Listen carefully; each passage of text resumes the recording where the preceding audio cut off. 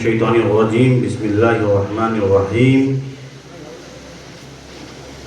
ان اللہ و ملائکتہ یصلون علی النبی ایھا الذین آمنوا صلوا علیہ وسلموا تسلیما اللهم صل على سيدنا مولانا محمد وعلى آله وصحبه وسلم طب القلوب ودوائها وعافیت الابدان وشفائها ونور الابصار وضیائها وبارک وسلم۔ حضرات، جی آج کا پروگرام بموقع عرس مخدومی بائیسال ثواب شہزادی امیر ملت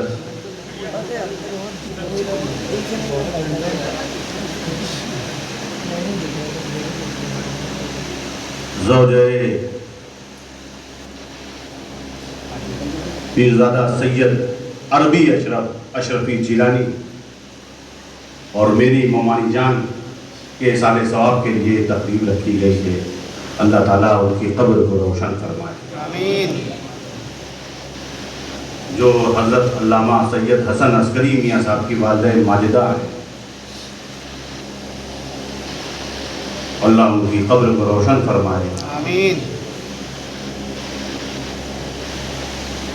وقت کافی نکل چکا ہے اور واقعتاً چونکہ بعد مغرب یہ پروگرام شروع ہوتا تھا، مگر کچھ اعلان 8 بجے کے بعد والا ہونے لگا۔ کیونکہ میں ہمیشہ بعد مغرب شروع کرتا ہوں تو کافی لمبا یہ پروگرام چلا جاتا ہے اور ہو جاتا ہے ماشاءاللہ۔ لیکن تمام شعراء جو ہمارے کچھ رہ گئے ہیں اور کچھ لوگ دل میں وہ لے کے رہ رہے ہوں گے کہ میں کچھ پڑھنا چاہتا تھا نہیں پڑھ پایا، اور کچھ پڑھ کے بھی چلے گئے، لیکن ماشاءاللہ بڑی روحانی محفل تھی اور آپ سب شریک ہوئے ہیں۔ میں سب آپ کے مشکور ہیں، ممنون ہیں۔ اللہ تعالیٰ آپ کی یہ حاضری جو آپ یہاں دیتے ہیں بارگاہ مخدوم اشرف مقبول محبوب۔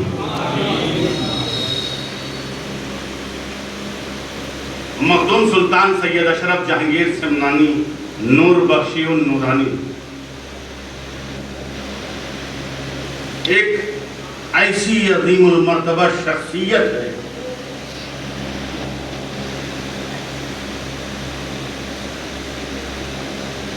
جن کا تعارف میں کیا کر رہا ہوں، میری کیا حقیقت ہے کہ میں مخدوم پاک کی شان میں یا ان کی شخصیت کو بتا سکوں،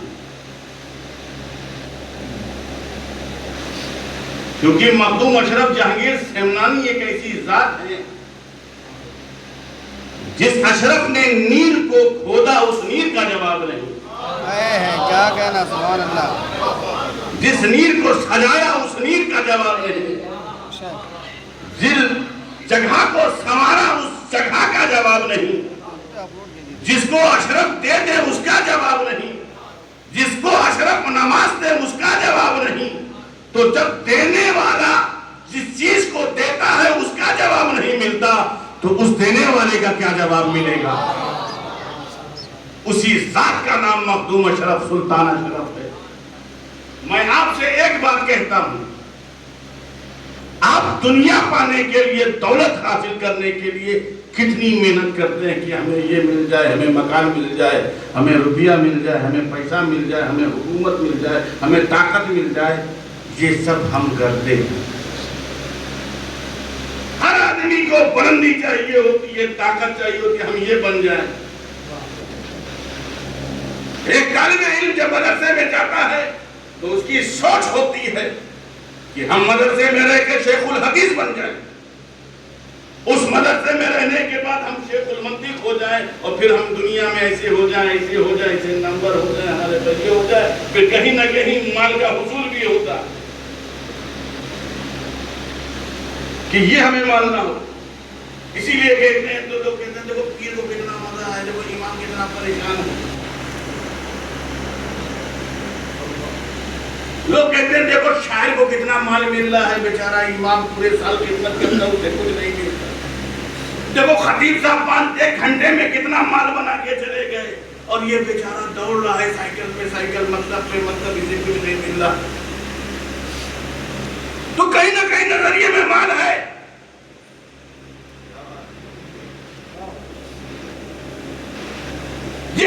کے دور کی سوچ ہے، آج کے دور کی سوچ ہے کہ امام کو بدحال سمجھ رہے ہیں. یہ آج کے دور کی سوچ ہے کہ خطیب کو مالا مال سمجھ رہے ہیں. یہ آج کے دور کی سوچ ہے کہ مولویوں کو کمزور سمجھ رہے ہیں. چونکہ قوم نے لوگوں کو مال سے پہچانا ہے، سبحان اللہ. ہم نے علماء کو اعمال سے پہچانا ہے. اسی لیے کل بھوکے پیاسے تھے مگر کامیاب تھے. کسی نے حضرت بایزید بستانی سے پوچھا، آپ قافلے پہ قافلہ لے کے چلتے ہیں حضرت،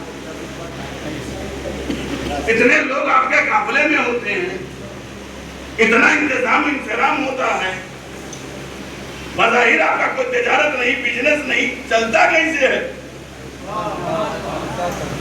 حضرت بایزید بستانی سے تو کہہ دیا آپ کے پاس رہنا ہے، جتنے آنے کھاتے جاؤ کھاتے جاؤ. لنگر چل رہا ہے، سیدنا غوث اعظم کا حج بھی لنگر جاری ہے، مخدوم سلطان سید اشرف جہانگیر سمنانی کا لنگر آج بھی جاری ہے. لنگر نہیں رک رہا ہے. قبر میں بیٹھے ہیں، سارا انتظام ہے، لنگر جاری ہے. تو ان سے مجھے حضور کی چلتا کیسے؟ تو حضرت بایزید بستانی نے کہا، میں نے تمہارے پیچھے بہت نمازیں پڑھ لی، مجھے لگتا ہے دہرانا پڑے گا. مجھے لگتا ہے تمہارے پیچھے جو میں نے نمازیں پڑھی ہیں مجھے دہرانا پڑے گا. حضور کو گستاخی ہو گئی ہے، میں تو یہ دریافت کر رہا ہوں چلتا کیسے ہے؟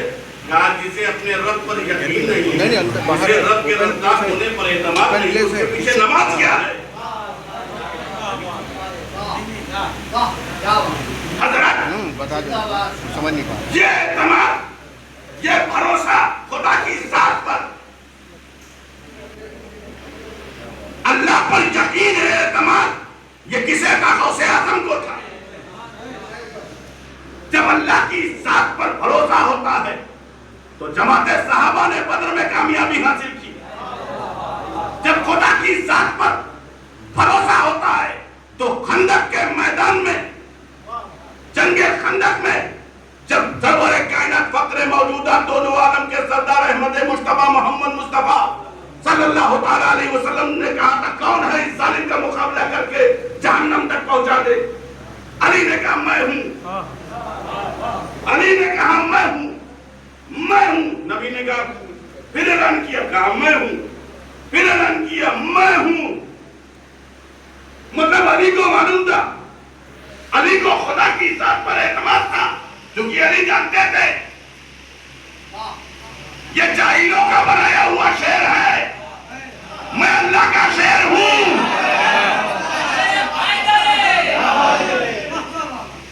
یہ دشمن اسلام کا شعر ہے جو اپنے آپ کو کہتا میں طاقتور ہوں. علی نے کہا میں طاقتور ہوں کیونکہ تو شعر دنیا کا ہے، میں خدا کا ہوں.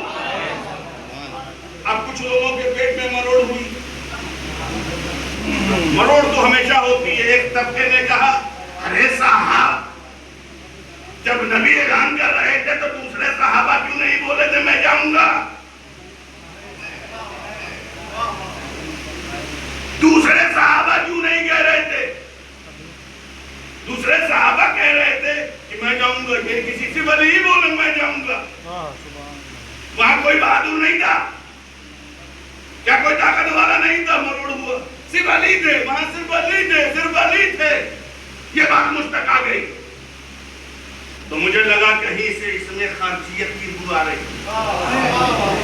اس میں کہیں بھی مجھے لگا اس میں کچھ دھوکھادڑی دکھ رہی ہے. مجھے لگ رہا ہے اس کے اندر حب علی نے دوسرے صحابہ دکھ رہا ہے. اصل میں نے پھر کھنگالنا کتاب شروع کر دیا. میں نے کہا جو جنگ خندق ہوئی تھی یہ پہلے ہے یا بدر پہلے ہے؟ تو میں نے دیکھا بدر میں 313 گردن دینے کو تیار تھے، یہاں کیوں نہیں تیار ہیں؟ سبحان اللہ. یہاں کیوں نہیں کہ میں جاؤں گا؟ جو صحابہ گردن دینے کو تیار ہے. وہ جنگ خندق میں کیوں نہیں بول رہے ہیں؟ پیچھے کیوں ہٹ گئے ہیں؟ بات کیا ہے؟ بات کیا ہے؟ اور یہ راز کتابوں سے نہیں اٹھتا، یہ راز خطبہ کی خطابت سے نہیں اٹھتا. یہ راز اگر اٹھتا ہے تو حسین کے گھرانے سے اٹھتا ہے، کیا کہنا، علی کے گھر سے اٹھتا ہے. صحابہ کے محبت کرنے والے اس نقاب کشائی کرتے ہیں. راز کیا تھا؟ راز یہ تھا، بات یہاں نبی نے مرنے کی نہیں کی تھی کون ہے جو اس دشمن کے مقابلہ کرے گا، بلکہ یہ تھا کون ہے جو اسے مار کر کے آئے گا. سبحان اللہ، سبحان اللہ. یہاں مرنے کی بات ہوتی تو خندق کے سارے صحابہ خندق پہ کھڑے ہو جاتے، میں جاؤں گا. یہاں مرنے کی نہیں تھی بلکہ ظالم کو مارنے کی تھی، اور اس ظالم کو مارنے کے لیے صرف علی کا انتخاب ہوا تھا. سبحان اللہ، سبحان اللہ، واہ واہ، سبحان اللہ. اسی لیے میں کہتا ہوں خندق کا جو واقعہ لوگ بیان کرتے ہیں ان کے لیے بھی میں نے خندق کھود دی.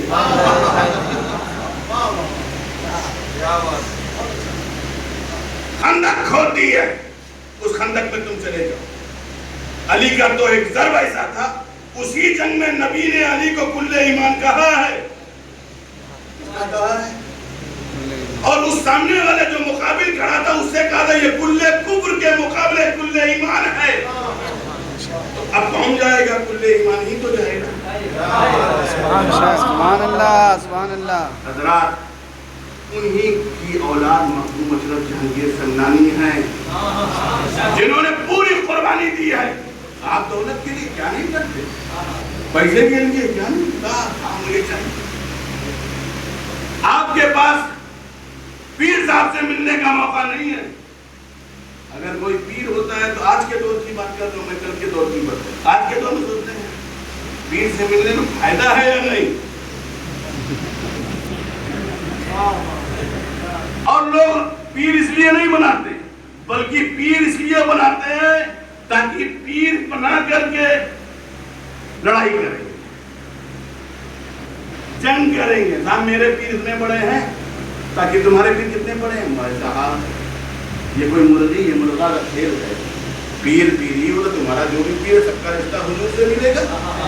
سبحان اللہ. سب علی تک پہنچو گے، سب حسن بصری سب، مطلب خود بھی مطلب ایک پیر پکڑا غوث پاک تک جا رہا ہوں، مجھ سے مرید ہو گئے غوث پاک تک جا رہا ہوں، ان سے مرید ہو غریب نواز تک جا رہا ہوں، ان سے مرید ہو. تو جھگڑا کس بات کا؟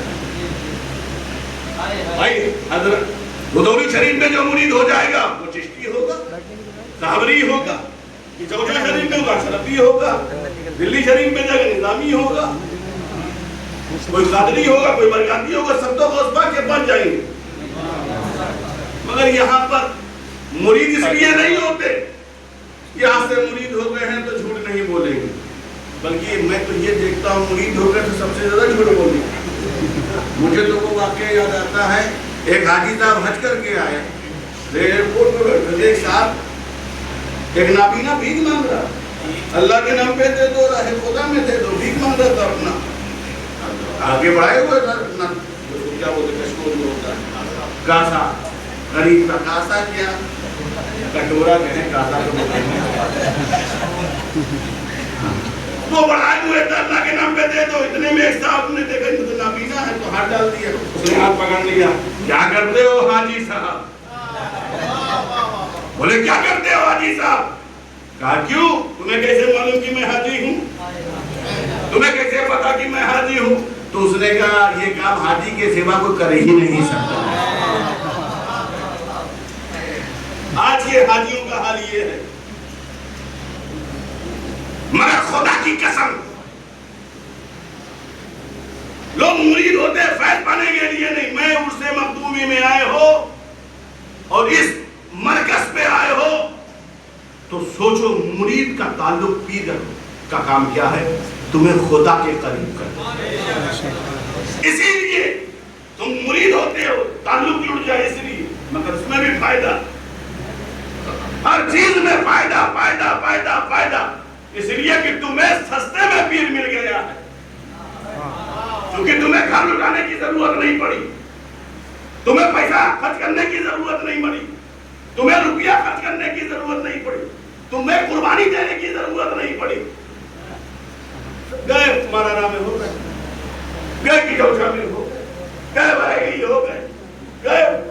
बदायूं हो गए, बेलग्राम हो गए,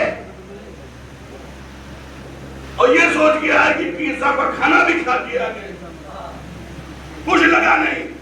कोशिश तो ये होती है कि कोई मिल जाए और सस्ते में हो जाए, किराया भी ना देना पड़े। मगर खुदा की कसम, इस पीरी मुरीदी को तुम क्या जानो, इस पूरी मुरीदी को तुम क्या समझो? तुमने सोचा कि हाथ पकड़ ले चलो, काम अगर मिल जाता है कुछ फायदा तो ठीक है, ना कोई बात नहीं। मगर उस अशरफ जहांगीर सन्नानी से पूछो कि पीर क्या चीज होती है, पीर की नेमत क्या होती है। अरे तुम पीर छोड़ दो मकान के लिए, तुम पीर छोड़ दो कारोबार के लिए, मगर सुल्तान अशरफ जहांगीर सन्नानी वो है जिसे पीर पाने के लिए उसने सल्तनत को छोड़ दिया, अपने माँ को छोड़ दिया, अपने घरबार को छोड़ दिया, अपनी हुकूमत को छोड़ दिया। मखदूम अशरफ ने बता दिया, पीर वो नेमत है जिसका पीर ऐसा हो और जिसका मुरीद ऐसा हो। पीर अलाउल हक होता है, मखदूम मौदूदीन अशरफ होता है। ये है पीर का ताल्लुक। पीर के रिश्तों को मजबूत करो, ताल्लुक पैदा करो। मखदूम अशरफ जहांगीर सन्नानी वो रिश्ता था, वो ताल्लुक था अपने मुर्शिद से कि मुर्शिद पंडवा में थे कि चौथा की जमीन दिखा दी।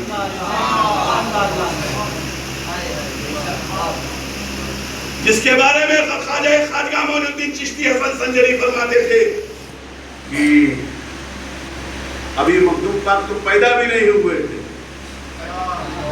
मगर गरीब नवाज तो गरीब नवाज है ना। गरीब नवाज ने देख लिया कि मेरा मुरीद ऐसा दुनिया में आएगा और मेरे मुरीद का अब मुरीद होते हुए उसका ताल्लुक उसके दरमियान 5 वास्ते होंगे। इस वास्ते के बावजूद निजामी भी होगा, मालूम है। ये सब जानकर कि उसको बाबा फरीद का भी फैज मिलेगा, बखतियार काकी का भी फैज मिलेगा, अखी सिराज आईने हिंद का भी फैज मिलेगा, उसका दिल आईना होगा। वो फरमाते थे कि हमारे मुरीदों में एक तबका आया, एक मरतबा एक ऐसा मुरीद आएगा उसका नाम अशरफ होगा, और वो पहला ऐसा मुरीद होगा जो गौसुल आलम होगा। यही वजह है कि खानाने अशरफिया में इतने मखदूम पाक का है। अच्छा, कोई भी बुजुर्ग गया और किसी ने अपने बच्चे के बारे में कहा कि मेरा बच्चा है, इसको देखते रहना, इसका किसी ने कहा नहीं। या तो मुझे अपने बात कहने में नबी ने कहा, जो मेरे मुताबिक नबी ने कहा ये हुसैन इनको पहचानो, या तो नबी ने हसन और हुसैन को पहचानवाया, या अशरफ जहांगीर सन्नानी ने अब्दुल रज़्ज़ाक नूरुलैन को पहचानवाया। हसन और हुसैन को पहचानो, इनको जानो। मखदूम पाक ने कहा अब्दुल रज़्ज़ाक नूरुलैन को भी पहचानो और जान लो। इनके बेटे जहां जाएंगे वहां मैं भी जाऊंगा, इनका जो दोस्त होगा मैं उसका दोस्त हो जाऊंगा, जो इनका दुश्मन होगा उसके लिए मैं नंगी तलवार होगा। किसी के बाप ने नहीं कहा, ये कहा है तो अब्दुल रज़्ज़ाक नूरुलैन के बाबा ने कहा। ये कहा था शाह हसन, शाह हुसैन, शाह वली, शाह शमशुद्दीन, शाह अहमद बंदगी के बाबा के लिए कहा था। यही वजह है कि सुल्तान अशरफ का खानदान आज भी आबाद है, आज भी शाद है, शाद है।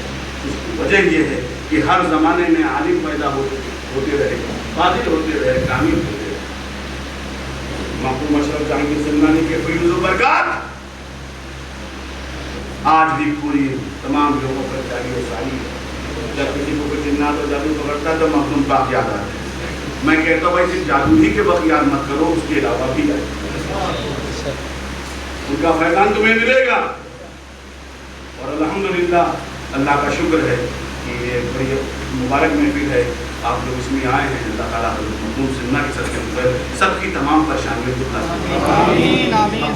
करे। वक्त बहुत कम है और दूसरे जो सामान है वो एक जग पानी वगैरह सब लेकर आ जाए।